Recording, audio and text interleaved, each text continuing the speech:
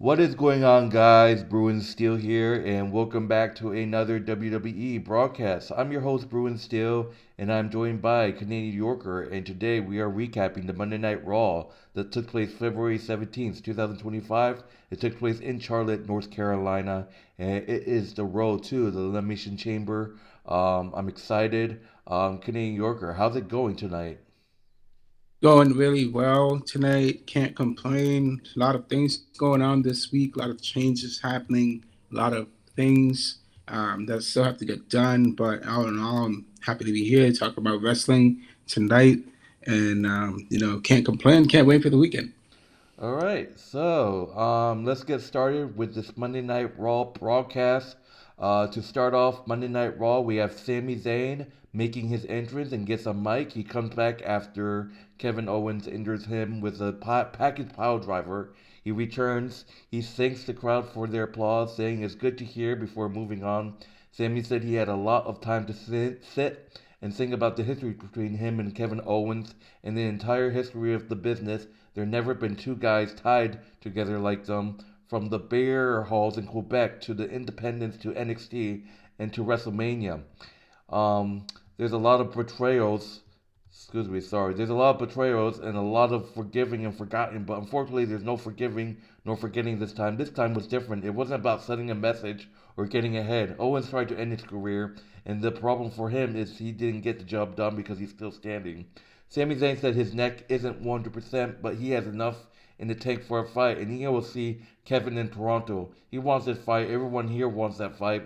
He gets interrupted by Adam Pearce. Adam Pearce, Adam Pearce says they talked about this more than once, and he knows both guys and the fans want the match, and a big part of him that he wants it. But Sammy's been told no by himself, but Nick Aldis by the board and by medical. Sami Zayn isn't cleared to compete and shouldn't be in the ring right now. Um, as much as Pierce would love to make it official, the answer is no, and he's sorry. Adam walks off, and Sammy calls after him. He asks how long Pierce has known them, and says he knew them long before the ink dried on their WWE contract, and he should know that he won't take no for an answer. He's not leaving the ring until he gets the match. Pierce said he knows them for 20 years, and he knows that Sammy knows that he can't sanction the match. That means if Kevin Owens wants to wrap a chair around his face, he can't stop him. If Kevin Owens wants to drag him to the concourse and beat him unconscious, he can't stop him. If Kevin wants to power drive him again and again and again, he can't stop him. No referees to enforce the rules, meaning a lot of risk for a very reward, and he's risking his career for nothing. If Pierce gives him the match, it could be his really last match. Let them fight. Chance go up, and Sami Zayn slides out of the ring and walks up to Adam to the stage. Sami said you understand exactly what he means, and if it means that he wants to wrap a steel cage around Kevin's face, Pierce can't stop him. Beat him gently in the concourse, he can't stop him. Drop him his head over and over, can't stop him. So give him the damn match. Pierce makes it official. Kevin Owens 1-on-1 against Sami Zayn in an unsanctuated match. So if you guys don't know what that means that they can beat the shit out of each other all day, all night long, and the company can't do anything. So basically, it's a little confusing what an unsanctioned match is. Basically, they can just beat the crap out of each other. So until one person's unconscious, I guess, or got beat badly. We've seen a couple of unsatuated matches before, and they sometimes end badly. So what are your thoughts on that segment, and how are you feeling about this unsatuated match between Kevin Owens and Sami Zayn? I gotta say, it feels a lot like a life and death match between Sami Zayn and Kevin Owens. Um, that's just that's just how this match feels like. Like it's life and death. Sami Zayn is putting his life on the line against Kevin Owens to save his career because Kevin Owens tried to end his career, and now Sami Zayn is out for blood to get after Kevin Owens and win against Kevin Owens. This is going to be an interesting match. I'm looking forward to seeing who's going to be the winner at this Elimination Chamber in Toronto because you have two of the most popular Canadian wrestlers in the business going at it. Sami Zayn and Kevin Owens going at it. To me it feels like it's sort of a street fight type of situation going on, but this is more than just a street fight type of situation going on. Kevin Owens literally went out of his way to destroy Sami Zayn, to put him out of the business. And the reason why he did this is because Sami Zayn helped Kevin Owens against to stop him from winning WWE Championship over Cody Rhodes. And Kevin Owens is this is Kevin Owens' way. This is Kevin Owens' revenge, not way. This is his revenge against Sami Zayn, and now there's some payback that Sami Zayn has against Kevin Owens right here. Honestly, I can understand why Kevin Owens feels this way because Sami Zayn is aligning himself with Cody, who aligned himself with Roman Reigns. Sami Zayn is aligned with Roman Reigns. It's not only does Kevin Owens has an issue with Sami Zayn, but Kevin Owens has an issue with Roman Reigns. I don't think Roman Reigns is really been is going to be facing retribution from a number of superstars, not just Kevin Owens, from Drew McIntyre, from Seth Rollins. I mean, a number of people who he has stopped from being able to get the WWE Championship around their waist. He has nearly ended their careers. I can understand Kevin Owens' point of view, but Sami Zayn being with the Bloodline and Paul Heyman and CM Punk, this just kind of is the consequence of what has happened over the past 4 years with the Bloodline. The Bloodline is getting retribution for what has happened for the past 4 years. This is the retribution, guys. All right. Excuse me. Moving on to the first match of Monday Night Raw. We got AJ Styles going one on one with Dominik Mysterio. AJ with a side headlock, shot off block, waist lock, big back suplex takes Mysterio down. Backbreaker follows a straight suplex. Dominik floats over, kick combo connects, but AJ cuts him off with a dropkick. Slingshot to the apron, sliding knees, lays Mysterio out, setting the phenomenal forearm off, but Carlito pulls Styles off the apron. Styles hammering elbows, Mysterio with a mat slam from the apron and a little shimmy. Slingshot sent on Atomic cover for one. Think about the three amigos. 1-2 AJ reverses. Drop toe slings him to the second low. 619 connects. Dominik off the top. Nobody home on the frog splash. Excuse me. Styles rush.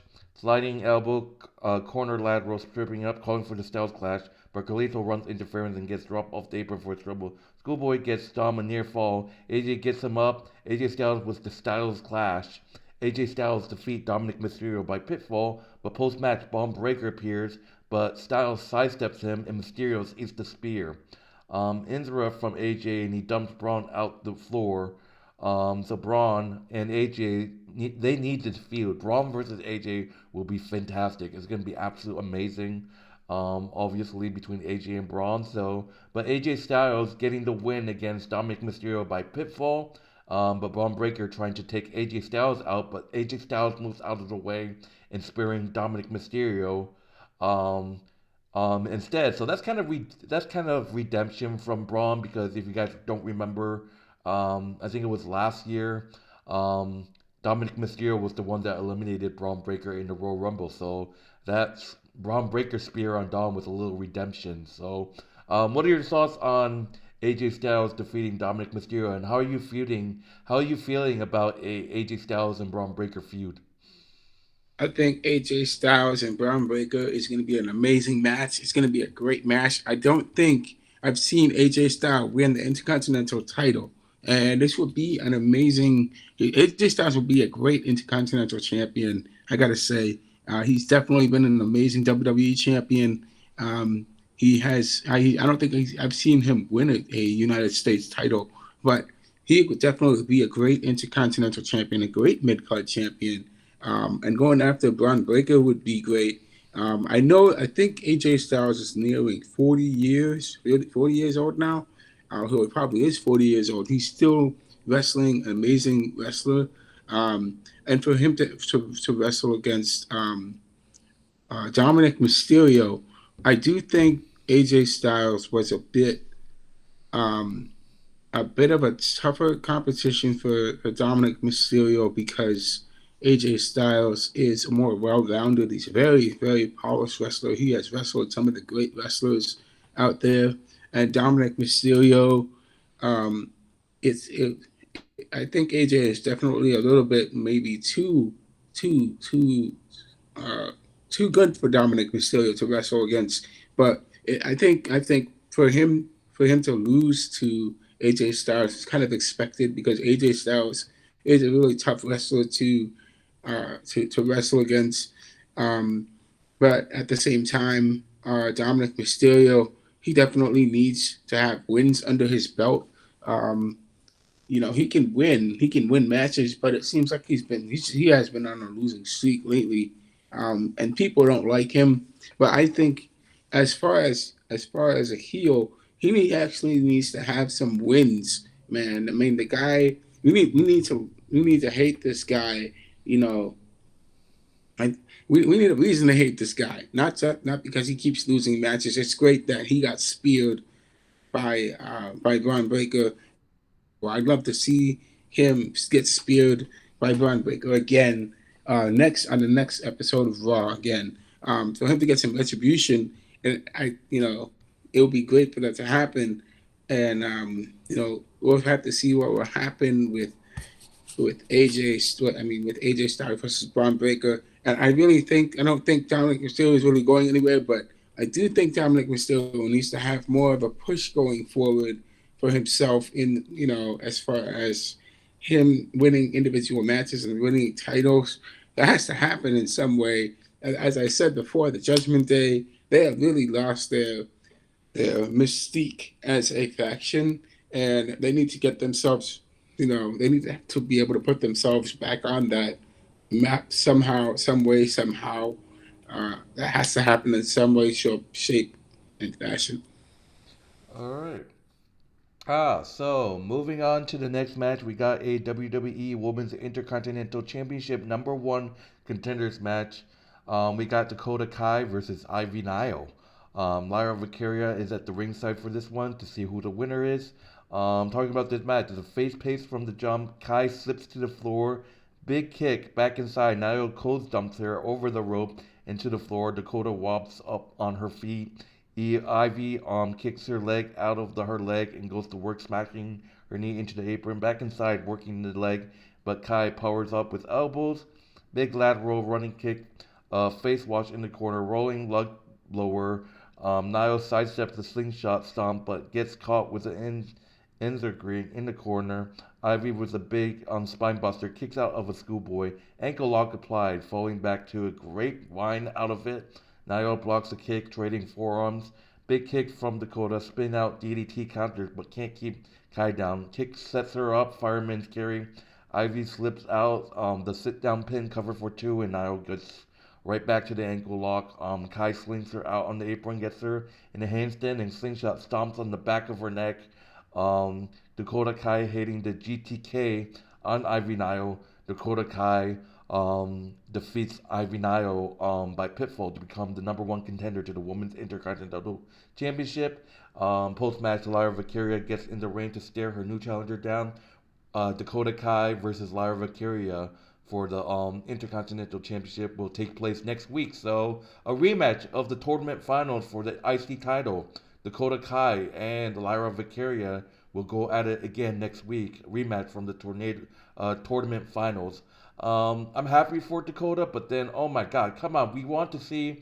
It's just been nothing but running back matches. Like, we're going to see LA Knight versus Shinsuke again.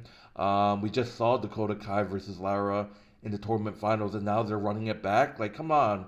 I mean, Ivy Nile could have won. We could have seen someone new. Ivy Nile, I love her. She's great. I mean, I don't think I've seen Ivy Nile in the championship picture for a while, so they could have Ivy versus Lyra. That would have been hell of a match. But man, two faces going at it again. We need to see face versus heel, man. But Lyra will defend the title, the IC title, against Dakota Kai in a rematch next week. So, what are your thoughts on Dakota Kai defeating Ivy Nile? Yeah, I kind of get it. I get it that I understand where you're coming from about Ivy Nile versus Dakota Kai. Ivy Nile versus Lyra would make more sense. I think it's a great win for Dakota Kai to get the win, and she should have won it. Obviously, I feel that Io Sky should definitely been the champion. Should be the champion right now because it would make more sense. People like her, and it makes more sense for her to be the champion. But this is Dakota Kai's moment to actually get the championship and be the champion for Damage Control. And so that will be wonderful for Dakota Kai to get the championship. And we actually get a bit of a redemption for Dakota Kai, going forward. And I think this will be her way of establishing herself as a new champion. As for Lyra Valkyria, she definitely has the ability to defend her title and show that she is a capable champion. That is something that she needs to continue to do as Intercontinental champion. And this is big for the women's division because Lyra is the Intercontinental champion. Of course, Chelsea Green is the women's United States champion. And for these two ladies, they are the champions that people are looking to. That these ladies, the other ladies in the WWE, are going to be going after and competing against to become the next champion. As now, I mean, we've seen how you and I have seen how Ivy Nile has just manhandled um, her former friend from Alpha Academy, who she won against pretty single handedly. It wasn't no contest. I mean, Ivy Nile is an amazing wrestler. I feel that Alpha Academy, Brutus and Julius Creed and and Ivy now definitely need the pushes to be able to push to catapult themselves to the next level. Ivy Nile, I think, would be a great matchup for Dakota Kai for not for Dakota for Lyra. So it would be amazing for Oh Ivy man. to. Sorry, that was my Amazon Alexa. So I was saying, um, it would be amazing for Lyra to be facing Ivy Nile going forward. All right, thank you. Okay. Um. So yeah. Moving on, we got Gunther. Gunther making his entrance through the crowd, saying that he wants to find out what the yeet is all about. Of course, he gets booed and said it's a simple gesture for simple people, and him performing for these people is like performing Shakespeare for a dog. He had been confident that he could have talked Jey Uso into acting in his own better interest in picking Cody Rhodes, but the people just had to get behind him, and now he's in this mess. At WrestleMania, the match won't happen in the crowd, it will happen in the ring, but Gunther outclasses Jay in every aspect of the sport. Gunther asks if they really think Jay has a chance against him, and the answer is thunderous, we want Jay chance. He says none of them has a clue, so he wants a professional opinion, and he climbs up on the announce table. He asks Michael Cole and Pat McAfee and their supposedly unbiased professional opinion, but when Pat is too slow to answer, he throws the mic at his gentleman's area. McAfee recovers from the missed throw and gets on the mic and over Michael's whole summer and says anything can happen one night only, and he hopes he can beat him. They get interrupted by main event Jey Uso with a gaggle of referees already trying to hold him back. He breaks through and rushes to the ring. Big right hands to Gunther and security swarms. Gunther has the Gold Jira clutch, but they get pulled apart. Uso charges back, and the ring general runs away up the ramp. Jay soaks into adoration of his people. So this rivalry between Jey Uso and Gunther has has reached its limit, and I will say again, I'll say it twice. This is Jay's moment. Jay has to win. Jay has to win at WrestleMania. Like if Jay loses to Gunther at WrestleMania, what was the point of Jey Uso winning the Royal Rumble? Like this is his time. This is his moment. This is his WrestleMania moment right here. Jay has to beat Gunther, and I think he will. Jay has to beat Gunther. Like I said, if Jay loses, what was the point of him winning the Royal Rumble? It doesn't make sense. But what are your thoughts on the Gunther and Jay Uso segment? I think this is a great build up for Jey Uso versus Gunther. And I know Jey Uso and Gunther have some history going forward. I think Gunther should definitely welcome Jey Uso to be the next champion. I mean, to be the challenger for him. You're not the next champion because Jey Uso is connected with Sami Zayn, and not only because not only because of that connection, but also because Jey Uso definitely has won the Intercontinental Champion. For him to win the World Heavyweight Champion would be a big boost for him as a singles competitor going forward. Because once again, he doesn't need the bloodline to be able to win against to be able to win against Gunther and Ludwig Kaiser, if Ludwig Kaiser does get himself involved in this business.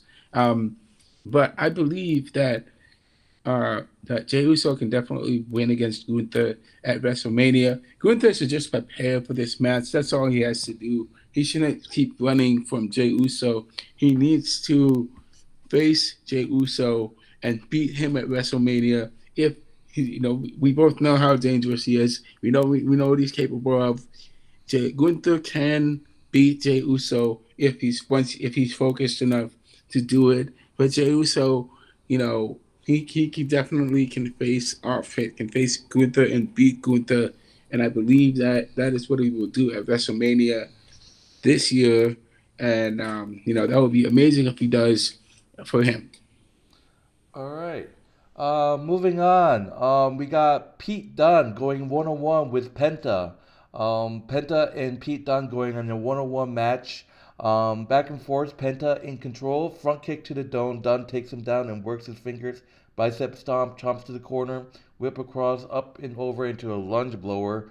And Pete falls into the apron. Penta draws him up for chops, but Dunne wishbones his finger and trips him on the apron. Ludwig Kaiser comes to ringside. Penta fired up on the comeback. Sling blade connects. Float over firearm carry. Swinging Death Valley driver so close. Ends right in the corner from Pete. Zero set. It's a good base. Penta sets him up and blasts him with a cheeky Naddles headstand in the corner, countered with a liquor bomb for two. Back and forth. And Penta connects with a flip pile driver. Kaiser runs interference to block a dive. Dunne capitalized, folding Schoolboy for two. Pete yells at him to stay out of his business, and Ludwig makes a big show of saying okay. Penta puts Dunne into Kaiser and scoops him back up. Penta hitting the Penta driver. Penta defeats Pete Dunne by pitfall. So thanks to, I think Ludwig Kaiser just cost Pete Dunne the match. So Penta taking advantage of the interference. Penta defeats Pete Dunne by pitfall. Penta is on a road, man. I love this guy. What are your thoughts on Penta defeating Pete Dunne? I definitely agree with you. Penta is on a roll, and this guy will definitely see himself in a championship match and to be a champion sometime in the future, maybe after WrestleMania or before WrestleMania. We're definitely going to see Penta challenging the U.S. title or the Intercontinental title going forward, the World Heavyweight Championship or the WWE title, but definitely Intercontinental or the United States Championship. This guy definitely has the ability to win in the ring. He's pretty good at what he did. At what he does, he's very good.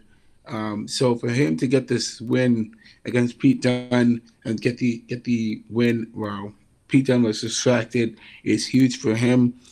He's definitely establishing himself as one of the best in the business, and I'm excited for him to see that happening with him. With Pete Dunne, man, when was the last time we've seen Pete Dunne be really relevant going forward? I would like to see Pete Dunne not really do his feuds with other wrestlers, but I want to see Pete Dunne actually get involved in a big match, maybe after Elimination Chamber, before WrestleMania. Pete Dunne is going to go after. He's got to go after one of the champions. He's got to go after. It will be interesting to see Pete Dunne have a mini feud with Cody Rhodes, or Pete Dunne's going after uh, Braun Breaker. Okay, it'll be really interesting to see what happens with that, or if LA Knight wins the championship from Shinsuke Nakamura, then Pete Dunne's got to go after Shinsuke. I just would like to see Pete Dunne a little bit mixed up more in the development right here because we know how he can be as a wrestler. He can be a dangerous wrestler, but I'd like to see him more involved in the process of something, doing stuff. All right, so moving on to the next match, we got Elimination Chamber qualifying match for the final spot. We got Raquel Rodriguez versus Roxanne Perez. Roxanne Perez making her Raw show. Roxanne Perez, I feel like she's great. She's obviously gonna make her. She's probably gonna get called up to the main roster sooner or later. Raquel Rodriguez in control early. Roxanne Perez cartwheels into a slap in the curve stealth. Raquel turns and drops her with a lateral. Choke bomb lift into the corner, back elbow to the floor, and Rodriguez catches her on a dive, and Dawn darts her into the ring post, high-fiving Lyra. Back inside with a military press drop, 1 foot pin for two. Morgan cheering her on. Powerbomb counters into a Frankensteiner that puts her into the turnbuckle. Jawbreaker over the ropes and a chop block, and Roxanne is putting a head of steam together. Corner strikes, caught the Gastro victory rope for a near fall. Big fadeaway slam from Raquel sets up the corkscrew Vanderbomb. No deal. Roxanne slips out of a one-arm powerbomb, ducks and puts Raquel shoulder first into the post. Suicide dive, another one back inside. Counter DDT, triangle moonsault. Raquel kicks out. Striking combination. Pop rocks. Roxanne denied. Raquel with a big boot. Nope. Bianca and Naomi are here dressed as cheerleaders. I bet you liked their all outfits, Canadian Yorker. I know you like loving on Bianca, so I bet you liked their cheerleading outfit. um, for some reason, and then they take it to live. Raquel is distracted. Raquel Rodriguez hits the pop rocks on Raquel Rodriguez. Um, wow, what a win for Roxanne Perez. Roxanne Perez defeating Raquel Rodriguez to qualify the Women's Elimination Chamber match. Wow. So Roxanne, who's coming from NXT, has qualified for the Elimination Chamber match. Um, Post match, the tag teams are ready to attack Liv more, but Raquel makes a save. And if you guys don't know, Bianca and Naomi cost Raquel the match because obviously they've seen the video footage. They think Liv and Raquel were responsible for attacking Jade. So, what are your thoughts on Roxanne Perez defeating Raquel Rodriguez? I gotta say, big win, big win for Roxanne Perez, man. I believe she was she was one of the best NXT champions, women's NXT champions on NXT. And she lost her championship to, I think it was Gula on NXT, and she's coming over fresh from NXT into WWE. She definitely is going to be called up into the roster for the women's championship, and she is a threat. A lot of these ladies on WWE rocks on Raw and SmackDown. Alexa, mute. I'm sorry, everybody. My Alexa is causing problems for me. So sorry about that. Um, I was saying that Roxanne Perez is is a problem for uh, is something that a lot of the ladies on the Raw and SmackDown are going to be paying attention to because she's coming in hot from NXT, coming over to Raw or SmackDown. It's going to be shaking up the roster spots and causing trouble and doing her thing, much like Penta coming in and just doing his thing. She's also going to be doing this thing. So for her to get this win against Raquel Rodriguez is going to be interesting. Her qualifying for Elimination Chamber is big. It is big for her going forward. She is going to be an interesting addition to the Elimination Chamber mix. So I can't wait to see what's going to happen with that, and we'll see who the best lady will be coming out of Elimination Chamber. All right, so moving on, just want to talk about this small segment. The New Day makes their entrance. They mock Rey Mysterio after that vicious attack on Rey Mysterio last week. They wish Rey Mysterio a speedy recovery, but again, the boos are so loud they can't talk. Xavier Woods accused Rey of leeching popularity off of every new luchador that comes around, and Kofi asks, "Why do you put Rey Mysterio on such a pedestal?" and points out he won more titles and been here longer than Rey has. He never left, so if anyone should be in the locker room leader, it's him. They said that's why they took a chair to his ankle last week and left him crying and embarrassed. And they talk about how everyone should be processing themselves on their hands and knees and thanking God for the new day. They get interrupted by LWO, Dragon Lee, Joaquin Wild, and Cruz del Toro. Dragon said what they did to Ray was unforgettable and said they suck. Wild and Del Rio rushes in. Lee is right behind them and they overwhelm the New Day. So just a short segment. Just make it short and sweet. What are your thoughts on the whole New Day situation and their vicious attack on Ray? And do you think this is going to lead to a New Day versus LWO rivalry? Yes, yes, it is. We need. I definitely want to see the New Day getting more notoriety. The New Day definitely needs to get some wins, and for them to get a win against LWO is big. Will be big for them. It'll be a start. It'll be a start for them, but a win is a win. And I definitely want to see the New Day going forward. I want to see the New Day go after the bigger fish, getting that chance to get the chance to become the tag team champions as a heel group. This is going to be interesting for them, and it's so interesting to see what's going to be their next step going forward. All right, so moving on to the main event, we got the last Elimination Chamber qualifying match for the men's side. Elimination Chamber qualifying match for the final spot in the chamber. We got Seth Rollins versus Finn Balor. You obviously know the history between these two. They fought over the World Heavyweight Championship, Money in the Bank, 2023, SummerSlam.